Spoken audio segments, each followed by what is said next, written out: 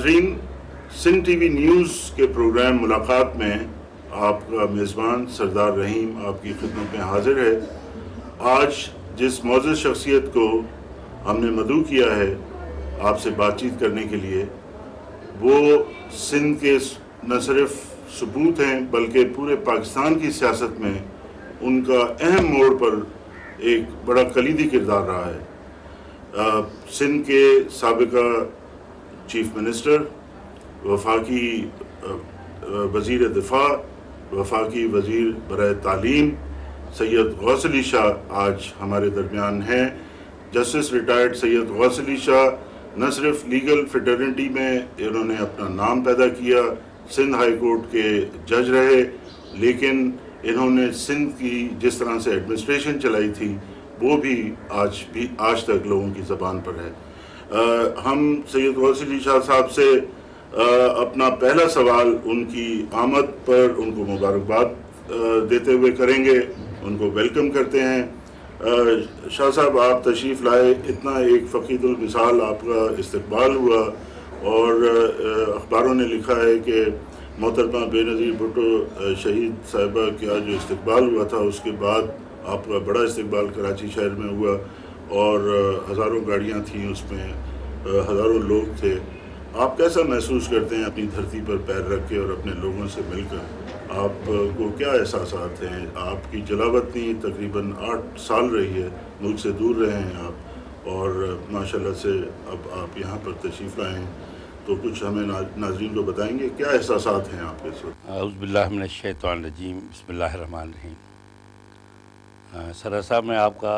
और सिंध टीवी का शुक्रगुज़ार हूँ कि सिंध टीवी के ज़रिए आप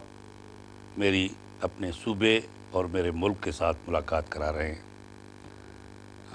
जिसके लिए मैं तहे दिल से आप लोगों का शुक्रगुज़ार हूँ। मेरे एहसासात जो हैं वो मैं इस तरह पेश करूँगा कि मैंने इसको अल्लाह की बड़ी नेमत समझी कि खुदा ने मुझे ज़िंदा अपनी धरती पे पहुंचा दिया और ये जो इतना रिसेप्शन मेरे सूबे के लोगों ने, मेरे मुल्क के लोगों ने मुझे दिया, मैं उनका भी शुक्रगुज़ार हूँ। लेकिन इसमें मेरी पार्टी लीडरशिप, मेरे पार्टी के वर्कर्स, मेरे दोस्त अहबाब, ये उनके मेहनत का भी नतीजा है कि उन्होंने मेरे आमद का इतला सिंध में कोने कोने में पहुंचाया। कश्मीर से कराची तक मुझे लोग नज़र आए और ये मैं समझता हूँ कि मेरी पार्टी की कारकर्दगी की एक बेहतर मिसाल है। जहाँ तक मेरी ज़ात का सवाल है तो मैंने पहुँचने के बाद इस अल्लाह के नेमत का शुक्र अदा किया और मैं जब मुल्क से बाहर रहा तो मैं दूर ज़रूर था, लेकिन मैं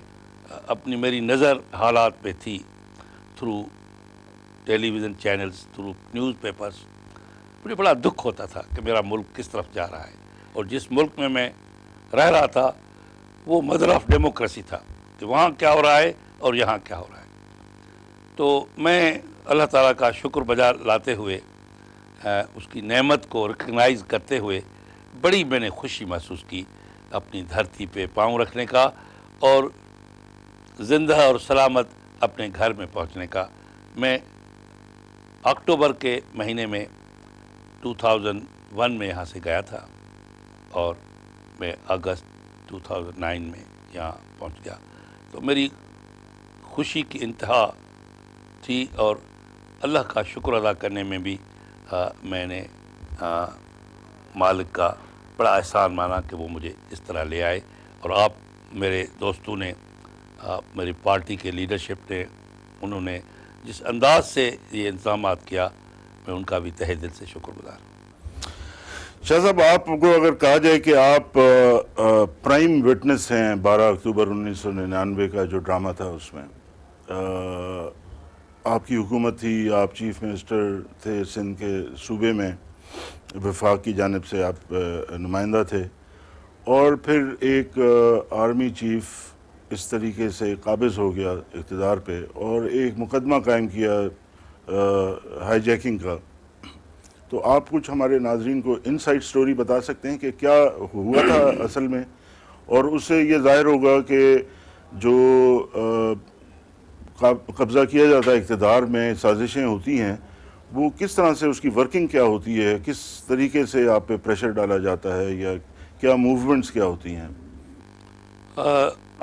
میں آپ کو عرض کر دوں کہ میاں نواز شریف کے ساتھ میرا بڑا پرانا واسطہ ہے۔ جب وہ پنجاب کے چیف منسٹر تھے، میں سندھ کا چیف منسٹر تھا، میں اس کے سائیکی کو اور اس کے نیشنل اپروچ کو جانتا ہوں۔ وہ بڑی نیک نیتی کے ساتھ چاہتے تھے کہ سارے ادارے اپنے حدود میں کام کریں، اور اس کو اس چیز کا احساس تھا کہ پاکستان کی فوج ایک طاقتور فوج ہونی چاہیے اور اس کو کرنا چاہیے، لیکن اس کی کوشش یہ تھی کہ وہ بھی اپنے دائرے میں کام کرے۔ اس کو پہلے ٹائم پرائم منسٹر میں محسوس ہوا کہ فوج کا سپہ سالار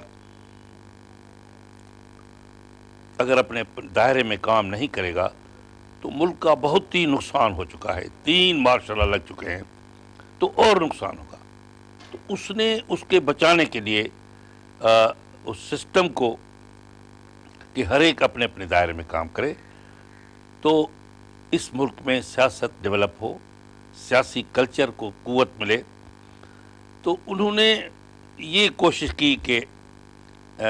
اس کا سپہ سالار چیف آف آرمی اسٹاف، جس کو اس نے خود ہی اپائنٹ کیا تھا، کہ وہ بھی اپنے حدود کے اندر کام کرے۔ لیکن چلتے چلتے جب اس کو اطلاعات ملی، انہوں نے اندازہ لگایا کہ وہ اپنے دائرے میں کام کرنے سے وہ کچھ آگے آنا چاہتا ہے، اس کے کچھ عزائم ہیں۔ تو یہ بڑا اس کے لیے بہت مشکل فیصلہ تھا، لیکن اس نے ملک کے انٹرسٹ میں محسوس کیا کہ نہیں، میں فیصلہ کروں گا، اس کا نتائج کچھ بھی نکلے۔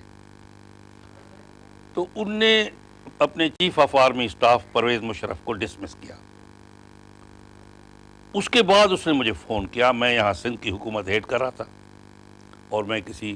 میٹنگ میں تھا جہاں ان کا فون آیا کہ میں نے اس کو ڈسمس کیا ہے اور وہ آ رہا ہے۔ میں نے کور کمانڈر کو بھی کہا ہے اور آپ کو بھی میں کہہ رہا ہوں کہ کور کمانڈر بھی ایئرپورٹ پہ آئے گا، آپ بھی ایئرپورٹ پہ جائیں اور ان سے ملیں، ان کو کہیں کہ یہ ورکنگ میں ایک ایسا اسٹیج آ جاتا ہے کہ جب 2 آدمی کام نہ کر سکیں اکٹھا تو کام بھی سفر کرے گا، نتائج بھی اچھے نہیں نکلیں گے۔ تو میں اس نتیجے پہ پہنچا کہ آپ کے ساتھ کام کرنا مشکل ہے، تو میں نے اس کو آپ کو ڈسمس ضرور کیا ہے، لیکن باقی اس کے علاوہ اور کوئی ایسی بات نہیں ہے۔ اس لیے میں نے کور کمانڈر کو بھی کہا ہے کہ آپ کو عزت کے ساتھ ریسیو کیا جائے، اور مجھے کہا آپ بھی چلے جائیں، اس کو ریسیو کر کے اپنے گھر پہنچا دیں، تو یہ چیپٹر اس طرح پورا ہو جائے۔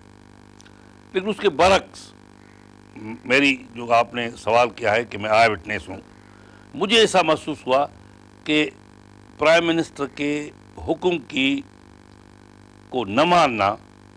اس پہ نہ چلنا، یہ چیف آف آرمی اسٹاف فیصلہ کر چکا تھا اور وہ انسٹرکشنز دے چکے تھے کہ کسی چیز میں بھی اگر ایسی پوزیشن ہو تو وہ ٹیک اوور کر لیں۔ کہ میں جب ایئرپورٹ پہ پہنچا تو آرمی ایئرپورٹ ٹیک اوور کر چکی تھی، یہاں تک میری گاڑی کو کھڑے ہونے کی بھی وہاں جگہ نہیں تھی، لیکن بہرحال گاڑی کھڑی ہوئی، ہم وہاں گئے، میں نے اپنی خواہش کا اظہار کیا کہ میں اس لیے آیا ہوں، لیکن مجھے بتایا گیا کہ کوئی بھی آدمی اس حد سے آگے نہیں جائے گا اور آپ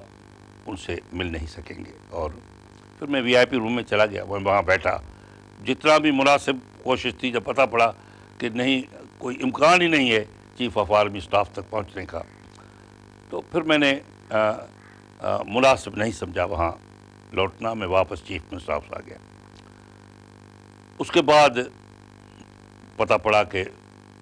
پرویز مشرف نے ٹیک اوور کر لیا ہے اور اس نے فیڈرل گورنمنٹ کو بھی ڈسمس کر دیا ہے اور ہماری پروونشل گورنمنٹس بھی ڈسمس کر دی۔ تو جب ڈسمسل ہو گیا، میں چیف ایگزیکٹو پروونس کا رہا ہی نہیں، تو پھر چیف منسٹر ہاؤس میں رہنا بیکار تھا۔ پھر میں نے شفٹ کیا اپنے اس گھر میں جس میں آج ملاقات ہو رہی ہے، میرے پہنچنے کے بعد ہی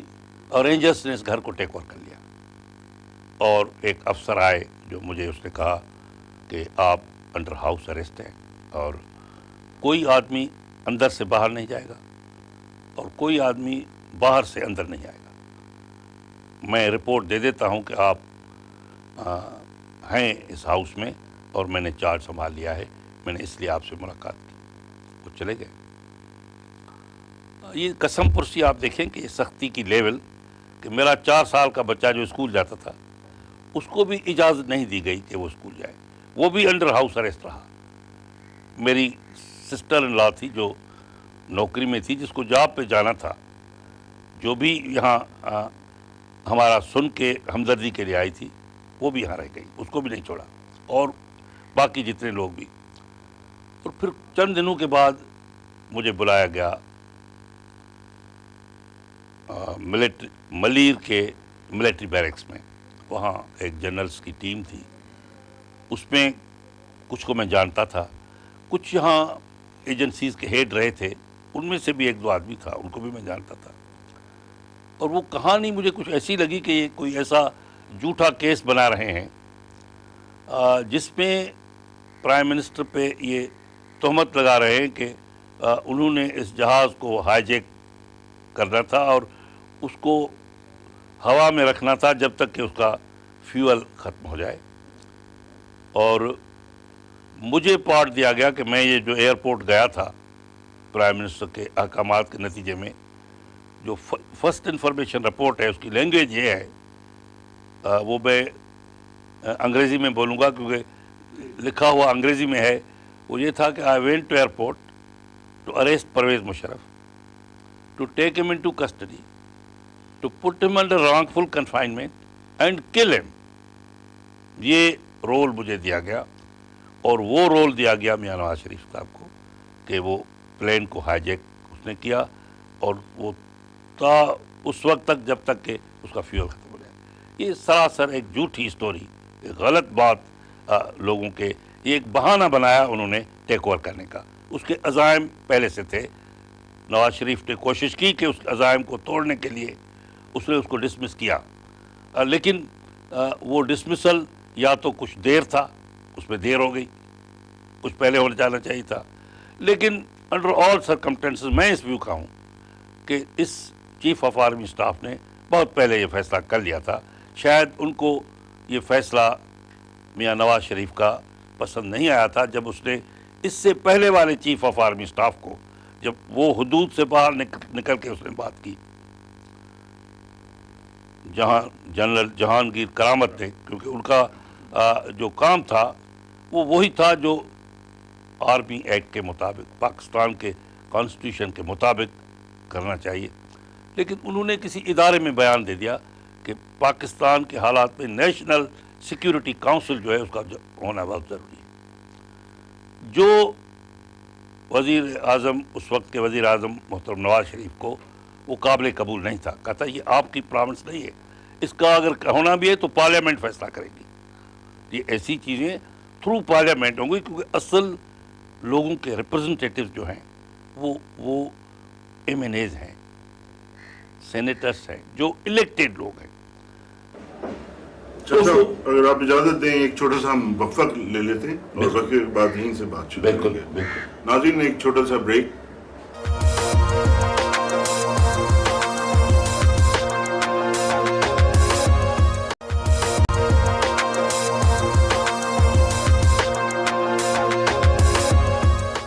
ویلکم بیک ناظرین۔ شاہ صاحب آپ 12 اکتوبر 1999 کے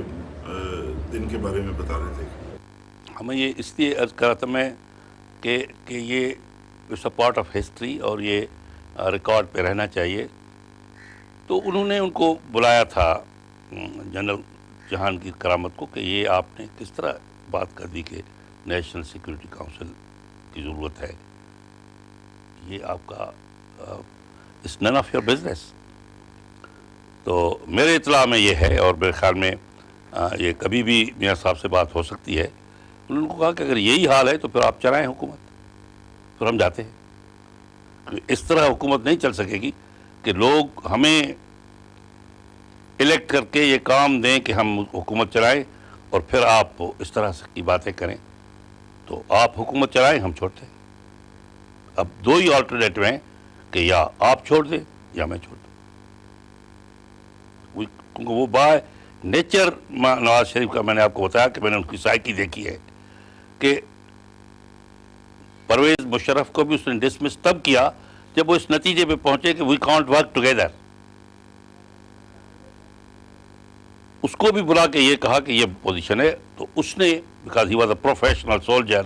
تو اس نے کہا نہیں، آئی فیل کہ I should not have said that and I quit,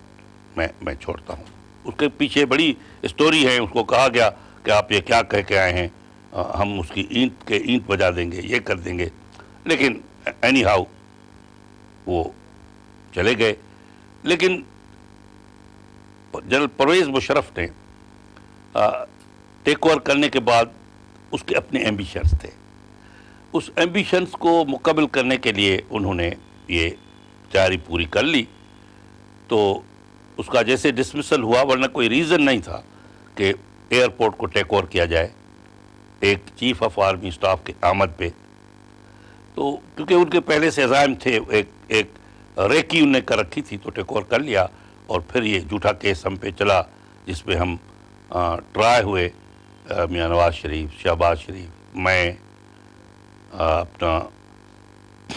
Rana مقبول احمد آئی جی سندھ، اور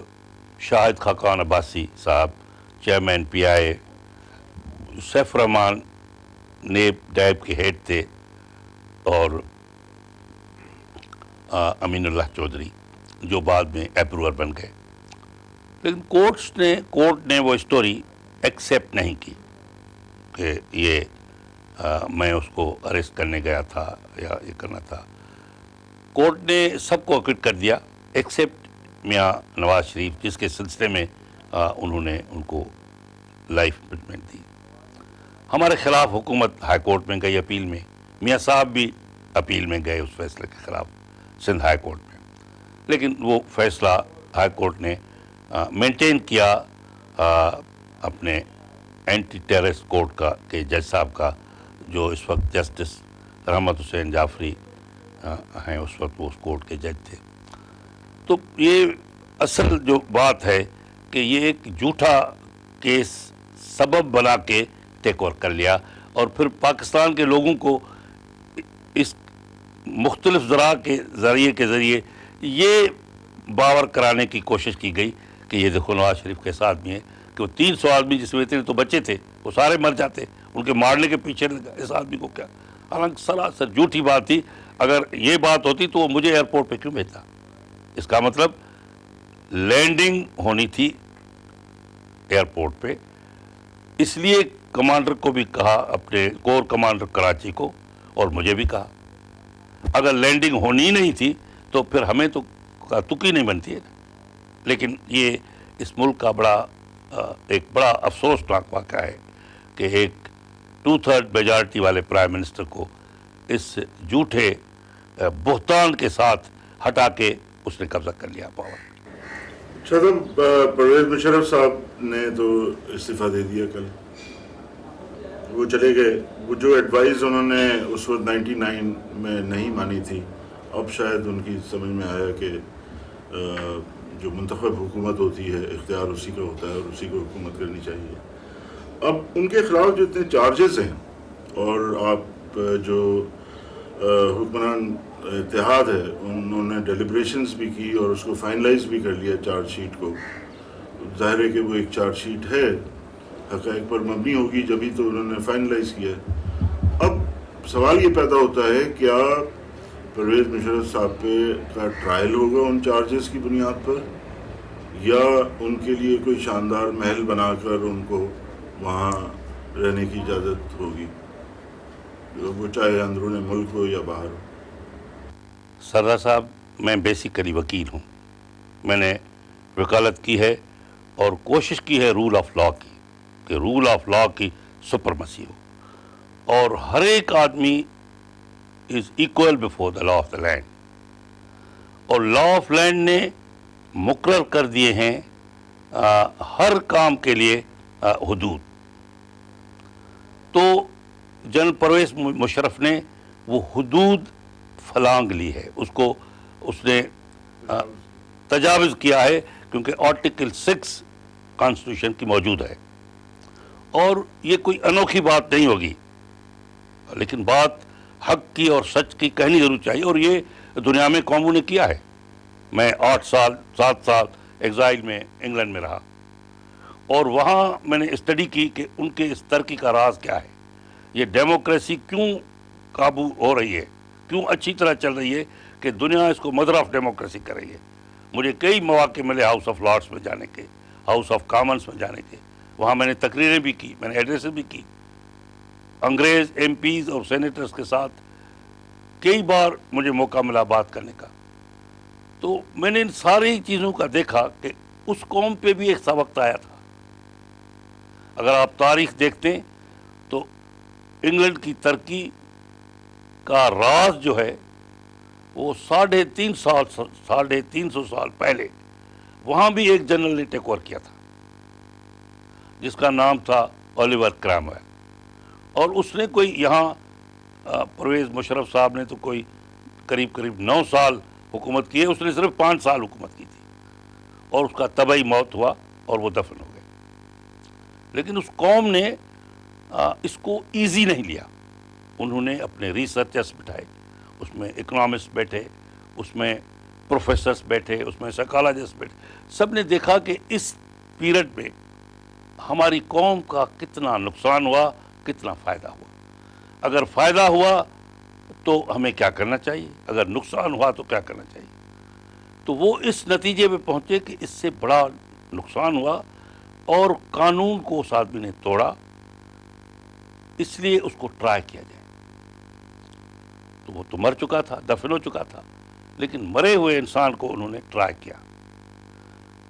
کیا، اور یونانیمس ڈیسیشن ہوئی کہ اس کو پھانسی دی جائے، اور اس کو پھانسی دی گئی۔ اب کیسے اس کو مرے ہوئے انسان کو تو انہوں نے قبر سے اس کے میت کو نکالا، اور میں وہ اسٹریٹ لنڈن کی دیکھ کے آیا ہوں جہاں اس کو پھانسی دے کے ٹانگ دیا۔ ٹانگنے کے بعد کچھ عرصے کے بعد جو سر سے نیچے والا حصہ تھا اس کو تو اٹھا کے انہوں نے پٹ میں پھینک دیا، جس کو گٹر بولتے ہیں، اس میں پھینک دیا، لیکن جو اس کا سر تھا اس کو 24 ایئرس کے لیے ویسٹ منسٹر ایبے کے باہر ایک پول ہے اس پہ ٹانگ دیا۔ میں وہ ویسٹ منسٹر ایبے بھی دیکھ کے آیا، وہ پول بھی دیکھ کے آیا۔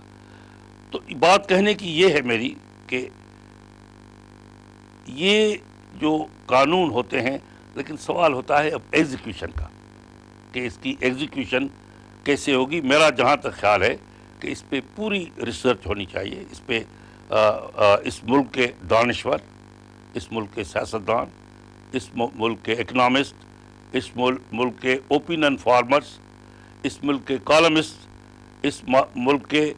خیر خواہ بیٹھ کے اس عرصے پہ کام کریں، دیکھیں کہ پرویز مشرف کے دور میں پاکستان کو کیا نقصان ہوا، اور اگر نقصان ہوا تو ہمیں کیا کرنا چاہیے۔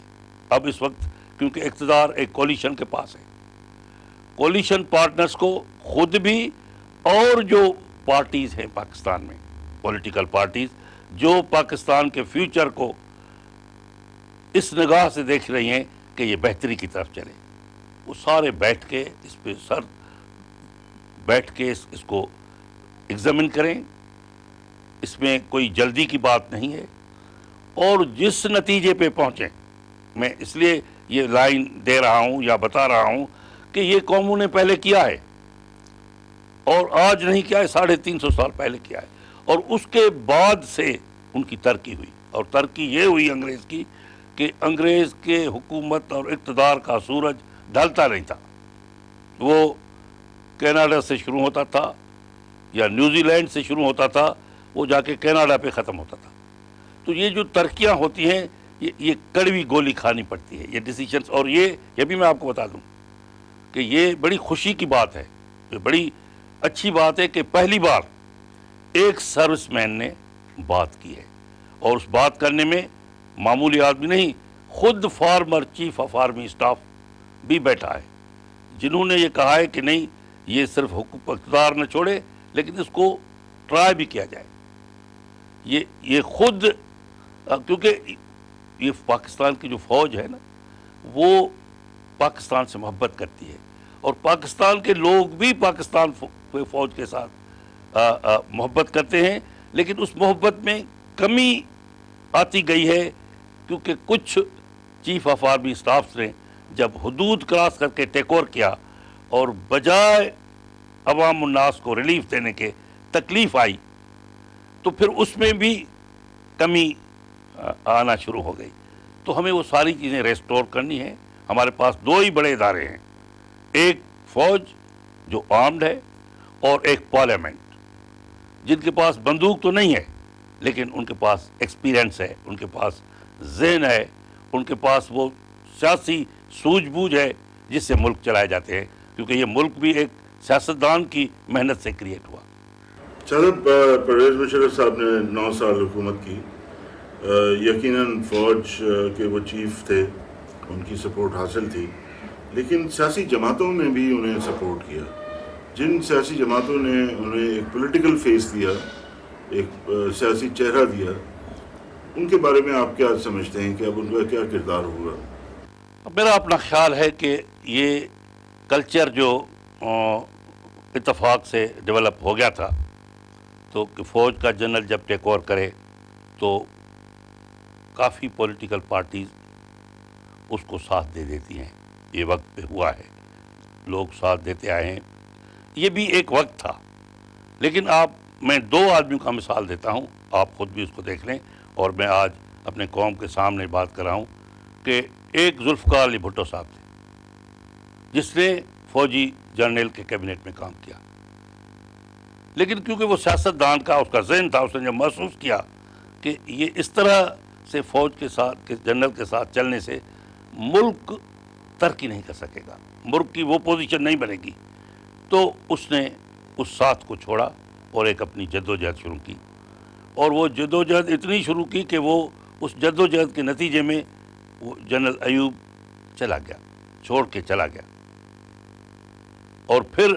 اتنے برس گزر گئے ہیں, آپ دیکھ رہے ہیں کہ اس کی قربانی جو ہے وہ یاد کی جا رہی ہے اور اس کے پیچھے قوم ابھی تک ووٹ دے رہی ہے. دوسرا آدمی میاں نواز شریف, اس نے بھی ایک جنرل کے ساتھ کام کیا, لیکن اس کے بعد اس کی جو ڈیولپمنٹ ذہنی ہوئی یا حقائق اس کے سامنے آئے تو انہوں نے محسوس کیا کہ نہیں, یہ 2 علیحدہ ادارے ہیں, ایک فوج کا ادارہ, ایک سیاست کا ادارہ. ایک کی سپرمسی جو ہے وہ سارے ملک پہ ہونا چاہیے, وہ ہے پارلیمنٹ. ہر دوسرا ادارہ انکلوڈنگ فوج, they have got to be subservient to the parliament. یہ ذہن جب تک نہیں ڈیولپ ہوگا پاکستان کے حالات بہتر نہیں ہوں گے. تو وہ پولیٹیکل پارٹیز جنہوں نے ساتھ دیا ہے, میرے خیال میں آہستہ آہستہ ان میں ریئلائزیشن آئے گی اور ان کو محسوس کرایا جائے گا کہ یہ اس طرح سے ساتھ دینے سے ملک کا نقصان ہوگا, ان کا بھی نقصان ہوگا, ملک کا بھی. تو یہ کلچر کم ہوتا جائے گا. جیسے میں اپنی پارٹی کے متعلق یہ بات کر سکتا ہوں کیونکہ لنڈن میں جو ٹائم میں اپنی پارٹی کے قائد میاں نواز شریف کے ساتھ رہا یا میرے پارٹی کے پریزیڈنٹ محمد شہباز شریف صاحب کا رہا, تو یہ ایشو کئی دفعہ آیا کہ جو ٹرن کوٹس ہیں جن کو اردو زبان میں لوٹا بولتے ہیں, ان کے متعلق ہماری کیا اپروچ ہوئی. معافی لوٹوں کے بارے میں آپ سے گفتگو جاری رہے گی. ایک چھوٹا سا بریک ہم لے لیتے ہیں. ناظرین, ایک مختصر سے وقفے کے بعد شاہ صاحب سے پاکستان کے سیاسی منظرنامے پہ بات کر رہے ہیں.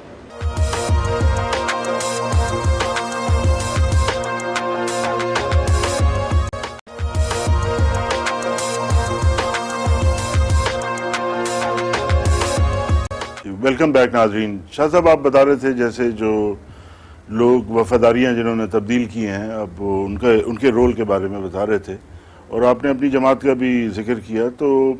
لوگوں کا یہ بھی خیال ہے کہ اب شاید دوبارہ سے واپس آپ کی جماعت میں بہت سارے لوگ آ جائیں گے جو چھوڑ کے گئے تھے. تو آپ کی کیا پرائرٹیز ہیں کہ ان کو لائن میں کھڑا رہنا پڑے گا, یا حالات کو دیکھ کے اگر فیصلے کو کسی اسٹیج پہ ریویو کرنے کی بات آئی تو وہ تو اور بات ہے، لیکن جہاں تک میں جانتا ہوں اب تک یہ فیصلہ ہے کہ جن لوگوں نے پارٹی چھوڑ کے ایک جنرل کو سپورٹ کی ان کو ایکسیپٹ نہ کیا جائے، خاص طور پہ ان لوگوں کو جنہوں نے لیڈرشپ پرووائڈ کی اور ان کو بھی پارٹی کو چھوڑنے کی اور آگے ساتھ دینے کی۔ تو اس وقت تک جو ہماری پارٹی کی پوزیشن ہے وہ یہ ہے، لیکن میں ابھی 7 سال کے بعد آیا ہوں، گراؤنڈ ریئلٹیز کو میں ابھی ایگزامن کروں گا، میں دیکھوں گا، پھر جب یہ سبجیکٹ کہیں سامنے آیا تو اس کو اسی لحاظ سے یہ کریں گے کہ اس کلچر کو اسٹاپ کرنا ہے، یہ اسٹاپ نہیں ہوگا تو ملک کا نقصان ہوتا رہے۔ ہمارا سوال یہ تھا کہ وہ سیاسی جماعتیں جنہوں نے پرویز مشرف کو ایک سیاسی چہرہ دیا تھا، ان کا کیا رول آپ دیکھتے ہیں آئندہ؟ جیسے کیو لیگ ہے اور شیرپاؤ ان کے ساتھ تو معاوضے میں بھی وہ شریک ہونا چاہ رہے تھے، اور ایم کیو ایم ہے، اس کے حوالے سے ہمارے سوال تھے کہ ان کا کیا اب رول ہوگا مشرف صاحب کے جانے کے بعد؟ پاکستان کی ہسٹری کو اگر آپ دیکھیں گے تو جو اس طرح کی پارٹی بنتی ہیں ان کا جو اس طرح سے چلتی ہیں ان کا وجود بچتا نہیں ہے، کیونکہ ہمارے سامنے ایک مثال ہے جو میں نے دیکھا یہاں بنی، وہ پاکستان مسلم لیگ کنونشن جو جنرل ایوب نے بنائی۔ میرے خیال میں ابھی آپ میں سے میری پوری قوم سن رہی ہے کہ بہت کم لوگ جانتے ہوں گے کہ کوئی پاکستان مسلم لیگ کنونشن بھی ہے۔ تو وہ پروسیس ایسی ہے جس میں ایسی پارٹیوں کے وجود جو ہیں وہ آہستہ آہستہ ختم ہو جاتے ہیں، it's a matter of time. M Q M کیونکہ ایک اس کا جو اپنا کیریکٹر ہے وہ مختلف طریقے کا ہے، وہ اس کو آپ ایسی پارٹیوں کے ساتھ کمپیئر نہیں کر سکتے، کیونکہ ان کی جو خاص اپنی ڈیولپمنٹ ہے یا جو پولیٹیکل اسٹرینتھ ہے یا پولیٹیکل کیریکٹر ہے، وہ میں نے جو دیکھا ہے ان کا یہ شروع ہوئے ہیں پہلی 88 کی الیکشن سے، ابھی 20 سال ہو گئے ہیں، تو وہ اپنے پروگرام کے مطابق لوگ ان کے ساتھ چلے آ رہے ہیں۔ اب یہ ان کے متعلق جو فیصلہ ہوگا مثال وہ بھی عوامی کریں گے، کیونکہ اصل طاقت ان کی ہے، کیونکہ انہوں نے بھی یہ ساتھ دیا تھا ایک جنرل صاحب کا، جو ہمارے خیال میں اس کلچر کو ختم ہو جانا چاہیے اور نہ ہونا چاہیے تھا۔ شاہ صاحب، اب پوری قوم پرویز مشرف کے بعد ان کی نظریں یہ ہیں کہ افتخار محمد چودھری بحال ہوں گے یا نہیں۔ آپ کا جوڈیشل فریٹرنیٹی سے بڑا گہرا تعلق رہا ہے، آپ کیا سمجھتے ہیں کہ جو رکاوٹیں تھیں ان کی بحالی میں اب کیا دور ہو جائیں گی، یا اب مزید یہ پوزیشن وہ جماعتیں لے لیں گی جو کہ سمجھتی ہیں کہ کچھ ایسے کیسز تھے کورٹ میں جب افتخار چودھری صاحب تھے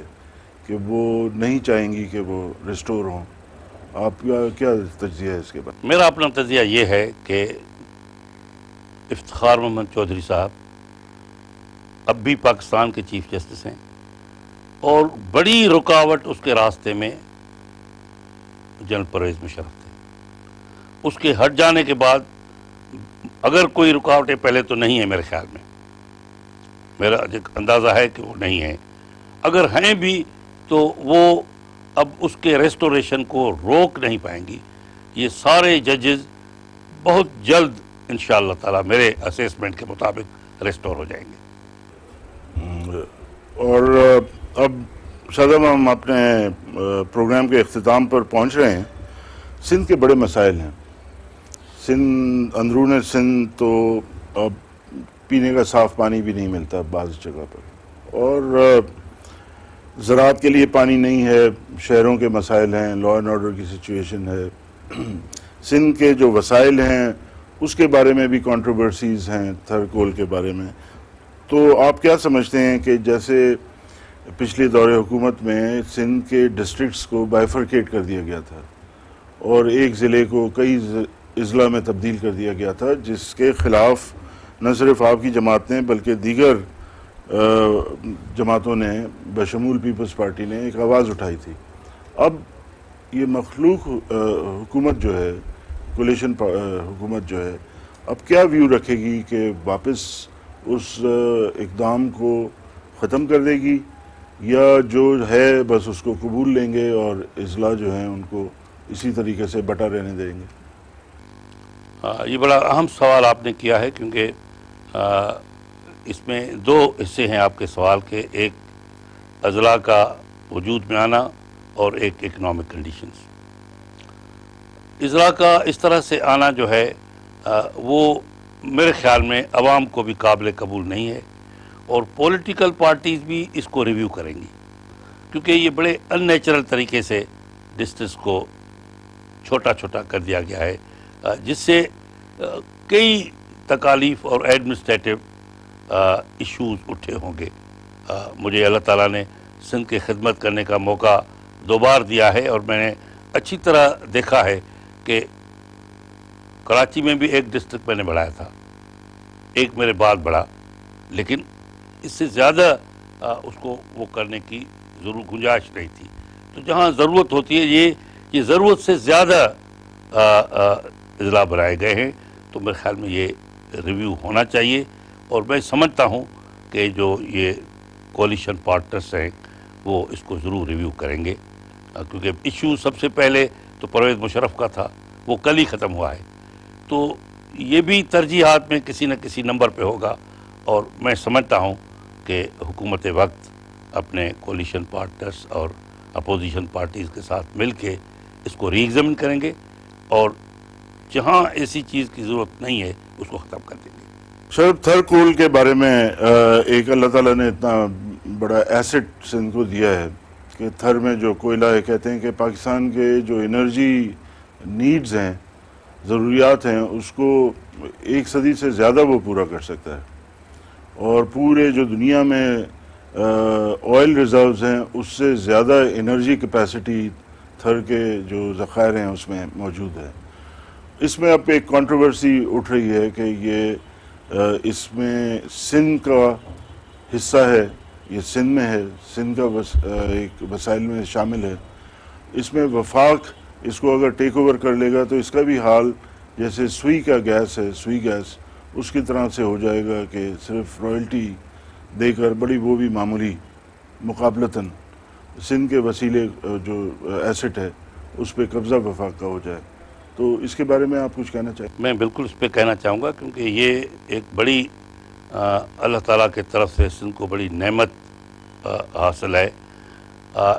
اس میں پاکستان کو پرائرٹی بیسس پہ ہاتھ ڈالنا چاہیے، اور اس کو حکومت پاکستان کو سارے اپنے جو ان کے ذرائع ہیں انویسٹرز کے، ورلڈ بینک ہے اور جو ادارے اس کو خرچہ کریں، انویسٹ کریں، تو اس کو پہلی ترجیح پہ کریں کہ کوئی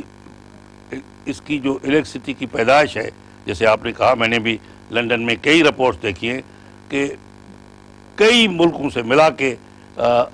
جس میں سعودی عرب بھی ہے، ایران بھی ہے، عراق بھی ہے، ان سے بھی کئی گنا زیادہ ہے. تو ایسے ذخیرے کو ہم کیوں نہ استعمال کریں اپنے ملک کے بہتری کے لیے. اور جب ہم استعمال کریں تو اب وہ جو سوئی گیس کے لیے پالیسی ایڈاپٹ ہوئی وہ پرانا دور تھا، اس وقت کی اپریسیشن مختلف تھی. اب کی جو اپریسیشن وہ یہ ہے کہ سندھ میں بہت اکنامک کنڈیشنز خراب ہیں، اور ان کو ان کے بہتر کرنے کے لیے جب یہاں اتنا ذخیرہ ہے تو اس میں سب سے زیادہ پرائرٹی سندھ کے لوگوں کو دینی چاہیے، اور تو ان کے بھی اکنامک کنڈیشنز بہتر ہوں. پاکستان کے ساتھ ساتھ سندھ بھی اکنامکلی ڈیولپ کرے، اور سندھ کے لوگ بھی اس کا فائدہ لیں، ملک بھی فائدہ لے اور صوبہ بھی فائدہ لے جہاں پہ یہ ذخیرہ ہے. تو یہ انشاءاللہ تعالی اس پالیسی کو کوشش کی جائے گی کہ اس کو اپنایا جائے. ناظرین، ایک مختصر سے وقفے کے بعد شاہ صاحب سے पाकिस्तान के सियासी मंजरनामे पे बात कर रहे हैं।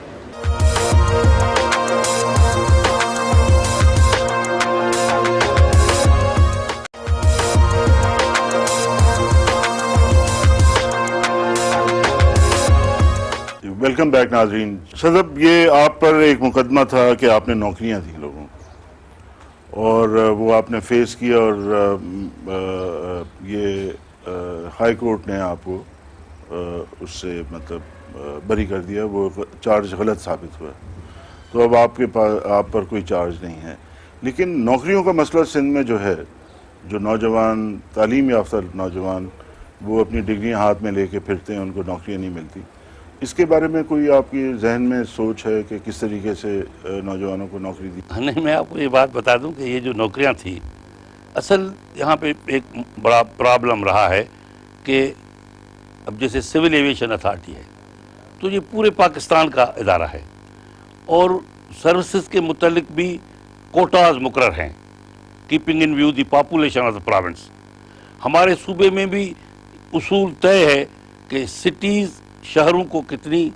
कोटा मिलेगी और रूरल एरिया को कितनी मिलेगी। तो क्योंकि मैं पाकिस्तान का डिफेंस मिनिस्टर था और सिविल एविएशन अथॉरिटी उसके अंडर थी, तो मैंने सिर्फ ये ऑर्डर्स किए कि ये जो मुकर्रर मुझसे डिफेंस मिनिस्टर बनने से पहले जो फैसला किया हुआ है कि इस कोटे पे नौकरी दी जाएंगी, इसको मेंटेन किया जाए। जो पंजाब का हक है पहले पंजाब को दिया जाए, जो सिंध का हक है वो सिंध को दिया जाए, और सिंध में रूरल और अर्बन का जो कंसेप्शन है उसको भी उसी तरह से पूरा किया जाए। इस तरह आज़ाद कश्मीर को दी जाए, फाटा को दी जाए, बलूचिस्तान को दी जाए, फ्रंटियर को दी जाए। तो वो इस तरह अच्छी डिस्ट्रीब्यूशन हुई कि हमारी हुकूमत जब ख़त्म हो गई तो एक रेजोल्यूशन मूव हुआ इन नौकरियों के मुतालिक सेनेट में, और उस वक्त के डिफेंस मिनिस्टर जो मीरानी साहब थे उसने इसका पूरा एग्जामिन कराया और उन्होंने जवाब दिया उस रेजोल्यूशन के में कि नहीं, हमने इसको एग्जामिन किया है, ये पूरी मेरिट पे नौकरियां दी गई हैं और there is nothing wrong with it. और सेनेट में वो रेजोल्यूशन ख़त्म हो गया मिनिस्ट्री ऑफ डिफेंस के इस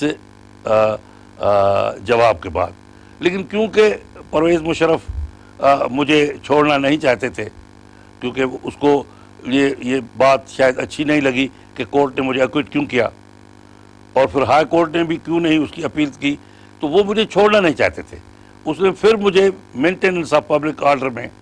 बंद रखा, 1 महीना, फिर दूसरा महीना, फिर तीसरा महीना, फिर वो अपील में चले गए। फिर जब उनकी अपील रद्द हो गई फिर उन्होंने एमपीओ में मुझे अंदर रखा, पहला, दूसरा, तीसरे महीने में जब लॉ के अंदर ज़्यादा नहीं कर सकते थे तो ये एक और झूठा केस मुझ पे उन्होंने दाखिल कर दिया कि मैं जैसे निकल न सकूं। इसी दौरान मैं बीमार हुआ इस केस के टाइम पे, और मैं पाकिस्तान के डॉक्टर्स को भी खराज अकीदत पेश करता हूँ कि हमारे पास बहुत अच्छे डॉक्टर्स हैं और बड़े ऑनेस्ट हैं। उन्होंने जब एग्जामिन किया मुझे कि मेरी जो कंडीशन है उसकी ट्रीटमेंट पाकिस्तान में नहीं है, उन्होंने ऐसी रिपोर्ट बनाई। हम हाई कोर्ट में चले गए, हुकूमत ने उस रिपोर्ट को कहा कि नहीं, ये तो प्राइवेट डॉक्टरों की रिपोर्ट है, ये कैसे करेंगे। तो हाई कोर्ट ने ऑर्डर किया कि हुकूमत पाकिस्तान की हेल्थ मिनिस्ट्री बोर्ड बनाए और वो उनको एग्जामिन करके हमें रिपोर्ट दे। उन्होंने बोर्ड बनाया, उस बोर्ड ने एग्जामिन किया, उस बोर्ड ने भी अपना ऑनेस्ट व्यू दिया कि नहीं, मेरी जो कंडीशन है, मैं व्हील चेयर पर था, चल नहीं सकता था, उसका इलाज यहाँ नहीं है, वो सिर्फ 3 कंट्रीज़ में अच्छा इलाज है, वो है इंग्लैंड, जर्मनी एंड यूएस। तो उस पर मैं चला गया, केस मेरे पीछे चलाते रहे, उन्होंने केस को ख़त्म नहीं किया, केस चलता रहा, गवाह भी आते रहे, मैं अपने वकीलों को खराज तहसीन पेश कर रहा हूँ। हेड करा था उसको फ़हीम रियाज सिद्दीकी साहब और उसका बाजू था अरशद जदून साहब, और फिर बड़ी टीम थी। ऊपर लेवल पे मरहूम अली अहमद फजील जो पाकिस्तान के अटॉर्नी जनरल रहे थे हाई कोर्ट में, वो अपीयर हुए थे और उस कोर्ट में ये मेरी टीम चलाती थी। मैं इंग्लैंड में था, वो केस मेरे ऊपर चल रहा था, कई जज साहबान ने उसको एग्जामिन किया, लेकिन मैं یہ ضرور کہوں کہ باوجود اتنی تکلیفیں جوڈیشری کو دی گئی ہیں، اتنے دھچکے آئے ہیں، لیکن اس کے باوجود بھی آنیسٹ اور ایماندار اور جسٹس پرووائڈ کرنے کے ججز اب بھی موجود ہیں۔ تو جج صاحب نے جس کے سامنے یہ کیس چل رہا تھا، اس نے میری غیر حاضری میں جب وہاں تھا، ان کا نام غالباً آل مقبول صاحب ہیں، جنہوں نے آرگیومنٹ سنے اور میری غیر حاضری میں مجھے ایکوٹ کر دیا۔ تو کیس کچھ نہیں تھا، وہ صرف کیونکہ مجھے چھوڑنا نہیں چاہتے تھے،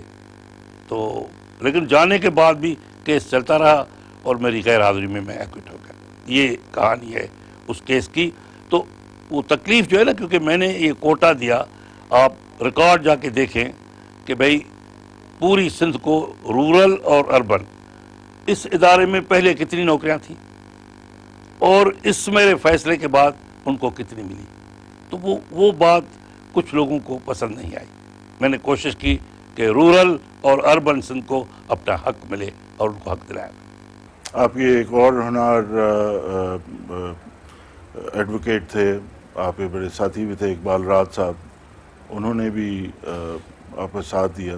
تو آپ کی پارٹی کے لوگوں کی قربانیاں ہیں، آپ کی بھی قربانی یقیناً ہے، آپ نے بڑی مصیبتیں سہیں۔ شاہ صاحب، میرا آخری سوال اب یہ ہے، جو کہ بہت سارے لوگوں کا سوال ہے کہ ذہنوں میں گھوم رہا ہے، کہ آئندہ جو صدر کا انتخاب ہوگا اس میں آپ صدر بننے جا رہے ہیں یا سندھ کے گورنر؟ صدر صاحب، میں بیسیکلی ایک پارٹی کا بندہ ہوں اور پارٹی ڈسپلن میں بلیو کرتا ہوں۔ تو سب سے پہلے تو اس کا فیصلہ میری پارٹی کرے گی، اور جو بھی پارٹی فیصلہ، اگر انہوں نے مجھے سنا فیصلہ کرنے سے پہلے تو میں ضرور ان کو عرض کروں گا۔ لیکن اگر پارٹی نے کوئی بھی فیصلہ کیا تو میں، کیونکہ آج تک ساری زندگی پارٹی ڈسپلن میں گزاری ہے، تو میں وہ پارٹی کا فیصلہ قبول کروں گا، اور اس کی قبولیت میرے لیے اعزاز ہوگی، میرے لیے اس میں میں سمجھتا ہوں کہ عافیت اور عزت ہوگی۔ شکریہ بہت بہت، مہربانی، میں بہت مشکور ہوں۔ Thank you very much. ناظرین، آپ نے دیکھا کہ ہم نے جسٹس ریٹائرڈ سید غوث علی شاہ صاحب سے بات کی۔ انہوں نے وہ باتیں آپ کے سامنے پیش کی جو تاریخ کا حصہ ہیں اور ریکارڈ کی باتیں ہیں، اور یقیناً جسٹس صاحب شاہ صاحب ایک بڑے مضبوط اعصاب کی شخصیت ہیں۔ ان کو اس عمر میں جو مشکلات کا سامنا کرنا پڑا، ایک آمرانہ حکومت کو انہوں نے فیس کیا اور اپنے اصولوں پر انہوں نے کوئی کمپرومائز نہیں کیا، یہ یقیناً پاکستان کی جمہوری تاریخ میں سنہری حروف میں لکھا جائے گا۔ اور انہوں نے جو موجودہ سیاسی منظرنامہ ہے اس پہ اپنے خیالات انہوں نے پیش کیے۔ اب قوم یہی امید رکھتی ہے کہ بہتری کی طرف پاکستان جائے گا، یہاں جمہوریت حقیقی معنوں میں قائم ہوگی، اور ہماری بھی یہی امید ہے کہ جو ہو وہ پاکستان کی بہتری کے لیے ہو۔ بہت بہت شکریہ۔